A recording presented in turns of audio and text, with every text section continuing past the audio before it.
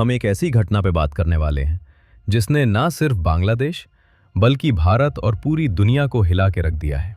ये कहानी है 27 साल के एक नौजवान की जिसका नाम था दीपू चंद्र दास। एक साधारण सा इंसान जो अपनी मेहनत मजदूरी करके अपने परिवार का पेट पाल रहा था। लेकिन 18 दिसंबर की एक रात उसके साथ जो हुआ वो किसी बुरे सपने से कम नहीं था।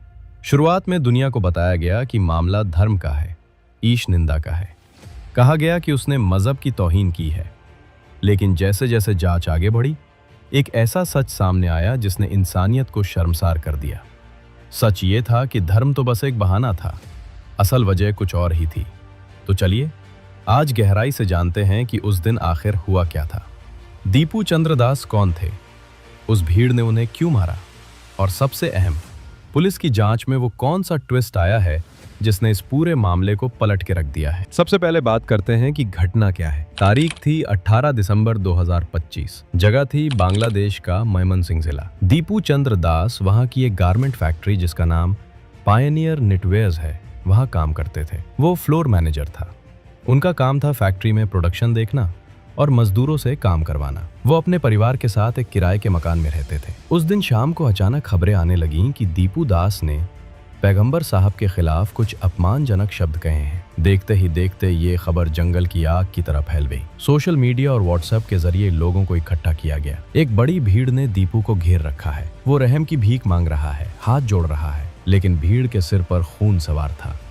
उसे बुरी तरह पीटा गया, इतना पीटा गया कि वो अधमरा हो गया। और उसके बाद जो हुआ वो रूह कंपा देने वाला था। भीड़ ने उसके शरीर को एक पेड़ से बांध दिया और उसे जिंदा जला दिया, या फिर मारने के बाद जला दिया। ये अभी भी जांच का विषय है, लेकिन जो दृश्य थे वो भयानक थे। दीपू का शरीर पूरी तरह जलकर खाक हो गया। शुरुआत में, जैसा कि अक्सर बांग्लादेश में हाल के दिनों में देखा गया है, इसे ईश निंदा या ब्लास्फेमी का मामला बताकर दबाने की कोशिश की गई। भीड़ का तर्क था कि इसने हमारे धर्म का अपमान किया है, इसलिए हमने इसे सजा दी। गुस्ताखे रसूल की एक ही सजा जैसे नारे लगाए गए। दुनिया को यही लगा कि शायद दीपू ने सच में कोई पोस्ट लिखी होगी या कुछ कहा होगा। लेकिन कहानी में असली मोड़ तब आया जब दीपू के परिवार और पुलिस ने अपनी बात रखी। पुलिस ने जब जांच शुरू की तो उन्होंने सबसे पहले सबूत तलाशने की कोशिश की। अगर किसी ने धर्म का अपमान किया है तो कोई फेसबुक पोस्ट होगी, कोई व्हाट्सएप मैसेज होगा, या कम से कम कोई गवाह होगा जिसने उसे बोलते हुए सुना हो। पुलिस को क्या मिला?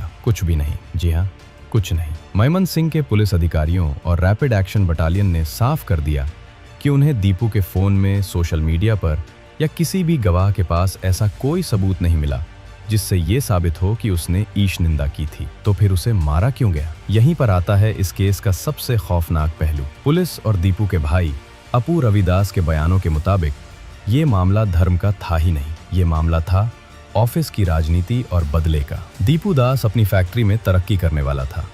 उसे फ्लोर मैनेजर से सुपरवाइजर के पद पर प्रमोशन मिलने वाला था। उसने इसके लिए बाकायदा परीक्षा भी दी थी। लेकिन उसके कुछ साथी कर्मचारी इस बात से खुश नहीं थे। फैक्ट्री के अंदर काम को लेकर, ओवरटाइम को लेकर और प्रोडक्शन टारगेट को लेकर दीपू का कुछ लोगों से विवाद चल रहा था। वो सख्त था, काम करवाता था, जो शायद कुछ कामचोर लोगों को पसंद नहीं आ रहा था। घटना वाले दिन यानी 18 दिसंबर की दोपहर को फैक्ट्री के अंदर एक बड़ा झगड़ा हुआ। दीपू को उसी दिन नौकरी से निकाल दिया गया था।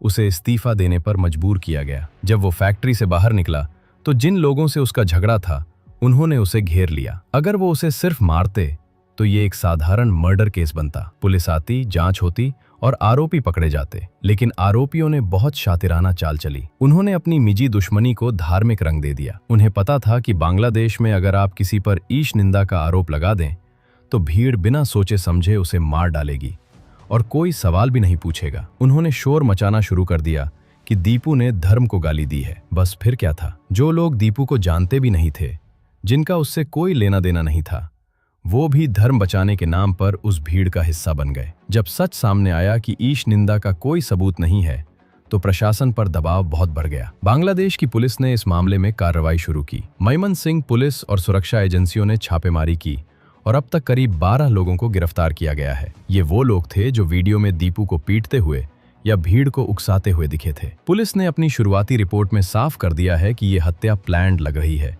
जो फैक्ट्री के अंदरूनी विवाद से शुरू हुई थी। दीपू के परिवार की हालत इस वक्त बहुत खराब है। वो अपने घर का मुख्य कमाने वाला सदस्य था। उसके पीछे अब उसकी पत्नी है, एक छोटा बच्चा है और बूढ़े माँ बाप हैं। उसके पिता रविचंद्र दास ने रोते हुए मीडिया से कहा कि उन्हें सिर्फ अपने बेटे के कातिलों के लिए सजा चाहिए। बांग्लादेश की अंतरिम सरकार, जिसके मुखिया मोहम्मद यूनुस हैं, उन्हें भी इस मामले में दखल देना पड़ा। सरकार ने दीपू के परिवार की पूरी जिम्मेदारी लेने का वादा किया है। उन्होंने कहा है कि दीपू की पत्नी, बच्चे और माता पिता के भरण पोषण और देखभाल का जिम्मा अब सरकार का है। उन्हें आर्थिक मदद भी दी जाएगी। दीपू दास की हत्या की गूंज सिर्फ बांग्लादेश तक सीमित नहीं रही। भारत में इसका बहुत तीखा विरोध हुआ। दिल्ली से लेकर कोलकाता तक और आसाम से लेकर मुंबई तक लोग सड़कों पर उतरे। कई संगठनों ने बांग्लादेशी हाई कमीशन के बाहर प्रदर्शन किया और मांग की कि हिंदुओं की सुरक्षा सुनिश्चित की जाए। भारत सरकार ने भी इस मामले को गंभीरता से लिया। दोस्तों, आप इस घटना के बारे में क्या सोचते हैं?